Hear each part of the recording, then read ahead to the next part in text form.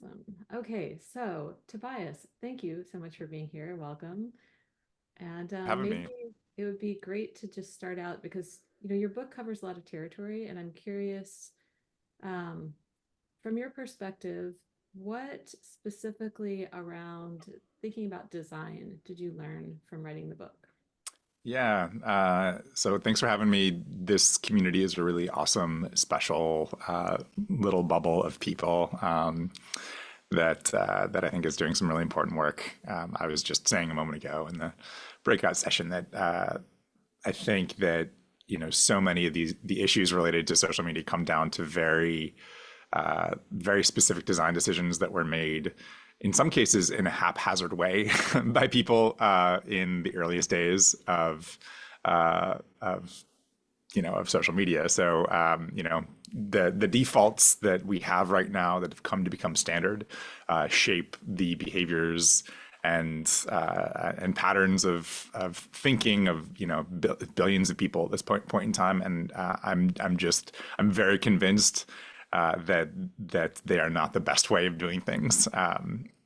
So my book is very much about the history of how we got here with the kind of foundations of social media behavioral design, and how social media has kind of has created a new set of incentives for performative outrage that has become a dominant force in our system and our politics and our government, our news cycle, everything. It's not an entirely new dynamic, but it's something that has been exacerbated and democratized more than ever by social media in a way that's really problematic and not good for democracies. One thing I'll say is that, just to kind of frame this, is that I lived and worked in Silicon Valley for a very long time, and during that time, it was basically the kind of the dawn of the social web as we currently know it, from like 2008 to 2014. I was there and had a lot of friends that were very early at these companies who were making decisions, like I said, in a fairly haphazard way. They were just like, yeah, well, this is working, so we'll go with it. And the smallness of the valley and the tightness of these various communities kind of determined that there was a bit of groupthink about how these tools were implemented. And very smart people in general, I think, building these tools with really good intentions, but yeah, good products built with good intentions can have really terrible outcomes when scaled to a billion people without proper foresight and without proper kind of thinking through the potential harms of the externalities. So that's where I'm coming from. That's what my book is about, and I'm really excited to be here. Awesome. Thank you. So, one thing that you do talk about in the book is kind of your personal story, which includes being in contexts outside of the States. And I'm curious, how do you think the centrality of the sort of building a, maybe Julie, you can catch that. There's some, I think we're good. Yeah. um, great. Yeah. So, if you think about how maybe there is a singular kind of lived experience perspective going into the design, what does that mean, and how do you think about that, having had the different experience of being outside of the States? Yeah, I mean, yeah. So for context, I had an early experience with social media when I was pretty young. It was kind of proto social media when I was traveling through Southeast Asia, and I met this group of Cambodian monks who were looking for help in rebuilding this reservoir, this irrigation system. They basically kind of sucked me into this project, invited me out to the middle of nowhere, and said, "Thanks for coming. We need your help in rebuilding this thing. We're looking for money. We're looking for support." And they supported this group of about 6,000 villagers, that, like, farmers basically, that needed a second crop of rice. And so I was pretty convinced I couldn't do anything to help them. I was like, I'm not an engineer. I'm not a hydrologist. I don't really know how to do this stuff. But I said, I'll at least be advocate on your behalf. And I wrote online about their experience, and that went viral in a small way. in a big way for me at that moment in time, and a huge way for these villagers. And that ended up, or these farmers, villagers of it, like these farmers, and they ended up we ended up raising, a good chunk of cash for these people. And I ended up living in Cambodia for almost 7 years working on this project. So it was like a huge kind of transition of my life, having this one specific viral moment in my life. But yeah, during that time, you really do realize, and over the course of the time that I lived in Cambodia, you see this, like, as the social web comes online, as these tools come online, as people go onto the internet, as people get Facebook, there is just a huge, a huge set of assumptions that the designers in the Valley took when they were deploying these tools. And yeah, they are actually transferable across humanity in a large way, but they're not necessarily exported in a good way, right? There's all sorts of weird stuff. So the first kind of deployment of Facebook, the first newsfeed that was really common in Cambodia that everyone was getting their news through Facebook, free basics program, in which you basically get free internet, but it's through Facebook, which is a huge element, and a huge force for for pulling people online. There was a period in which every day there was basically car crash videos being posted on Facebook. So it's like the number one thing that people would see was a car crash video, and like not a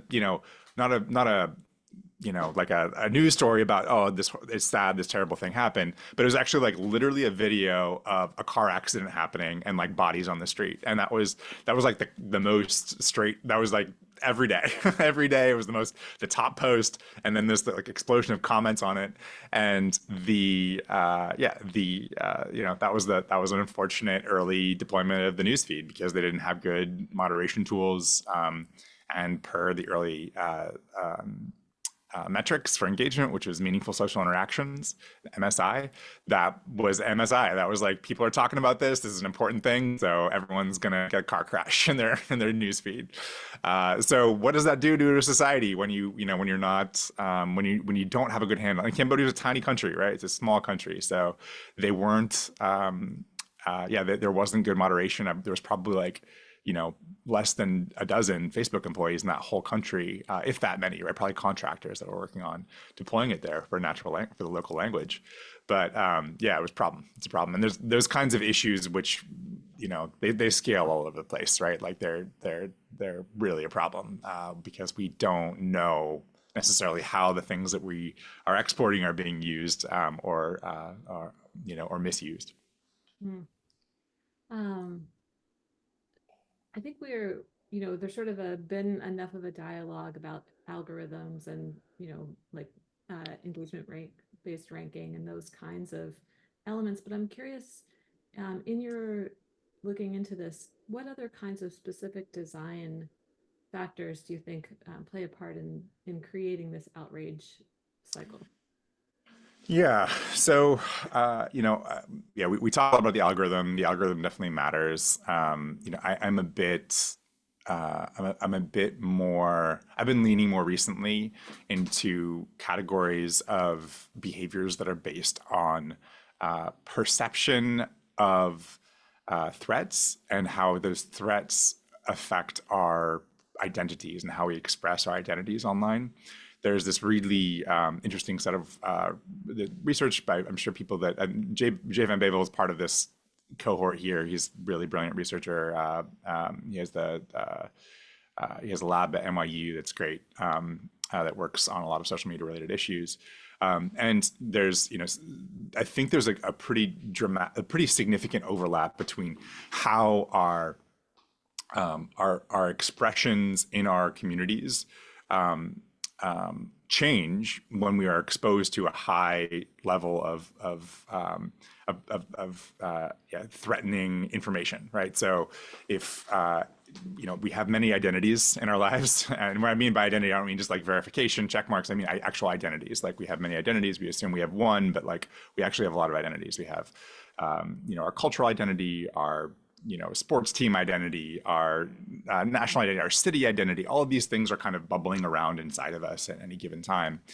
But a surefire way of getting those identities or getting a specific identity to come to prominence and then become rigid and stuck in place is by threatening that identity, right? So if I see someone threatening identity that I care about or that's important to me, I will feel the need to kind of close ranks around that identity and be like, look, this matters, right? And I think this is one of the reasons why like this matters, and you are wrong, and this in-group veneration and out-group denigration is a core part of human psychology. It's how we build our sense of kind of shared communal. It's how we determine the lines around our elastic communities. Like, what is that? What is that bounding point? And yeah, what social media does is it actually kind of applies this steady stream of threatening narratives to our lives, I think. And we see even if it's a single odious comment here or a categorical bit of like borderline hate speech there or whatever it is, we feel this level of anxiety kind of rise in our system. And I think that's one of the reasons why social media feels so unsafe, and why we feel like the need to kind of push our identities out there in a visible way, because we feel like they need to be defended and declared as valid and important, because we feel their fear around that. So yeah, so in terms of design, things that can potentially change around that, or things that could be done, Jay has actually suggested superordinate identity queues, basically ways of trying to like increase the global identity container. I'm not sure if that's like the best immediate short-term solution, but it's an interesting idea. It's like that's how if you have warring tribes, the way to get warring tribes to come together is to build a superstructure over them. Say, you are not just this group and this group. You're not just a group A, group B. You are part of the larger alphabet group, right? You are part of this larger group of alphabets that are, alphabetical of letters that are actually that are common source. So I find the space of identity really fascinating right now, and how we might use better identity and better verification to help us. And one more note on this, because this is an important thing. So the way that verification is set up on social media, and the way we actually determine whether or not someone is real, is of course really problematic and really not in service of the kind of the deeper. It's like the way that Elon made verification a pay-to-play situation, and now Facebook and Meta is bringing that on board in a way. These signifiers of identity, right, like of who you are, they actually really do change our perception of these things. Like they change our perception of who we trust and who we don't trust on these services. I think there's a way of potentially increasing the visibility of real life identities, like indicators of trust in the real world, that would allow for us to really improve the types of dialogue and discourse that we have. So LinkedIn has been working on a couple of features like this, which is basically to make sure you are the person you say you are. But more than that, actually, like, if you have a PhD in real life, that's like a blue check for your credibility, right? And if we had a better way of determining who said what and who believes what about different topics through polling structures, for instance, then I think that if I want to know the opinions about from global Twitter right now, for instance, about Elon's been doing these polls recently, right? Which is whether or not Alex Jones should come back on the platform, whether or not he should step down as CEO, from the general audience. There's no segmentation amongst those polls. I would love to know who actually cares about this stuff, right? Like which portion of the audience is a college educated adult, right? Like, and who's actually voting in the general election? These kinds of things that actually would be a better indicator of who is. Whose opinions matter. So I'd just say that identity is a huge space. I think there's ways that we can do identity better, that actually bring us to a point of more transparency, more understanding of these issues. So long answer, very long answer. So you're sort of suggesting that if we had a greater understanding of identity on the platforms, that would have um, a harmonizing or um, a less, maybe creating less combativeness. And I'm curious about how that also plays in with safety. So obviously, like some identities are more allowed than others, and so Yeah. how would that how would you think about that? Yeah, that's a great question. I mean, certainly, who is in the room determining which identities become, standard and visible on these services? I think, the way that I am interested in seeing something like this deployed is really in terms of sifting the vast body of our shared uh, commons, which is social media, and turning it into something that's a little bit more representative of the knowledge networks and systems that we already use to determine what is worthwhile and important in the wider world. I'm a bit of a credentialist, and I don't have a PhD, but I really do trust people who have gone through the process of like getting a PhD, for instance, right? That's a huge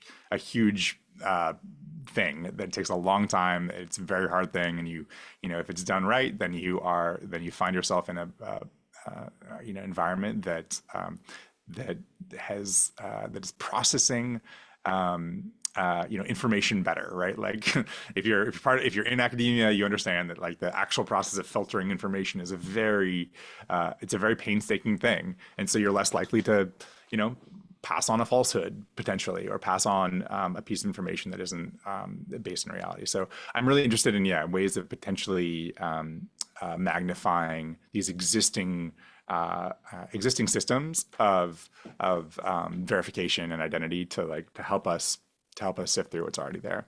It could be topic based too, right? I have an article I'm working on right now for with Jonathan Haidt that is about about ways of making verified information from this world transit easily into the online world through better systems of verified identity. And so I can point people to that article when it comes out, but we're still in process on it right now. So yeah, Awesome. Well, I want to leave time for Q&A, but I'll ask you yeah, one last question before we stop recording. And that is, you know, as you write the book, you've gone through this whole process of learning, but I'm curious, now that the book is out, what have you learned afterwards that you're kind of like, oh, like this has actually changed my mind about some facet of what I learned? oh, interesting. Great question. Um, well, I mean, the process of writing a book is itself sort of like um, uh, a deep and um, painful reckoning with your own kind of understanding of your limits of the creative process, as well as your limits of knowledge, because you really do have to know what you're talking about to write a book. You don't need to, but like if you want to write, I think, a decent book, you need to. And yeah, so I really did spend a lot of time trying to unpack these various things.